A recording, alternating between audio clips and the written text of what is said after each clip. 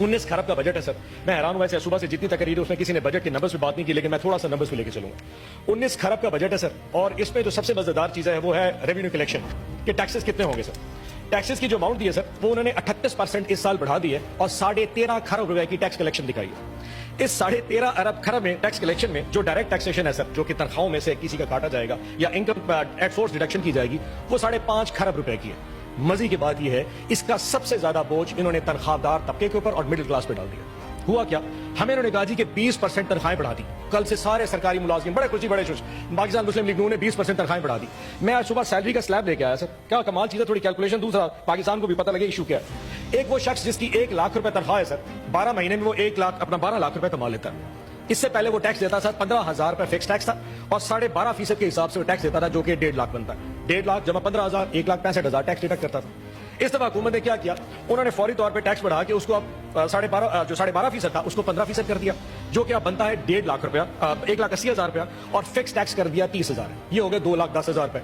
सो इससे पिछले साल में वो टैक्स देता था 1,65,000, अब टैक्स देगा 2,10,000। फर्क आ गया सर 45,000 का।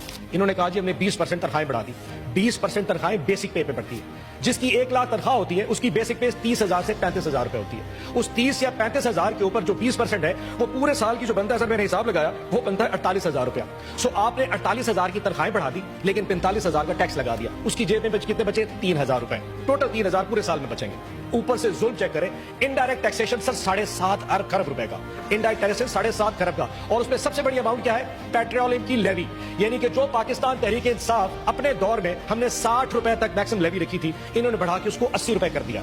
80 रुपए से क्या होगा, हमने सर 60 रुपए जो रखी थी, हम 35 रुपए से ऊपर कभी भी नहीं गए। इन्होंने 60 को 80 रुपए कर दिया है। इसका मतलब यह है कि अवाम अब 20 रुपए इस पूरे साल में पेट्रोल की कीमत बढ़ेगी। वो जो 3,000 रुपए एक तनख्वाहदार तबका इस टैक्स में से 20% तनख्वाह के बचा रहा था, जब 20 रुपए लीटर पेट्रोल बढ़ेगा तो वो और पूरे खानदान के ऊपर जो असर आना है पूरे महीने पूरे साल का, वो 40 से 50,000 रुपए आएगा। बचेगा उसके पास 40,000 और इस हुकूमत के पास चला जाएगा। सो मैं ये बता दूं पूरे अवाम को भी और इस हुकूमत को भी कि आपके 20% जो आपने इजाफा दिया है उसकी वजह से मिडिल क्लास पूरी दब चुकी है, क्योंकि आपने जो टैक्स स्लैब बढ़ाए वो बेचारा दब गया। और ये सिर्फ और सिर्फ सरकारी मुलाजमीन के लिए है।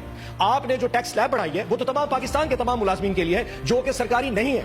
अब जो प्राइवेट चैप्टर में काम करता है, किसी गैर सरकारी कंपनी में काम करता है, उसकी तनख्वाह तो उसकी कंपनी नहीं बढ़ाएगी। वजह क्योंकि पाकिस्तान में जो इनकम है वो तो नहीं बढ़ रही। तो कंपनीज और फैक्ट्रीज अगर पैसे नहीं बढ़ाएंगी तो उन्होंने तो अपने लोगों की तनख्वाह नहीं बढ़ानी। सो वहां उसकी तनख्वाह भी नहीं बढ़ी और आपका टैक्स स्लैब बढ़ गया, वो भी बर्बाद हो गया।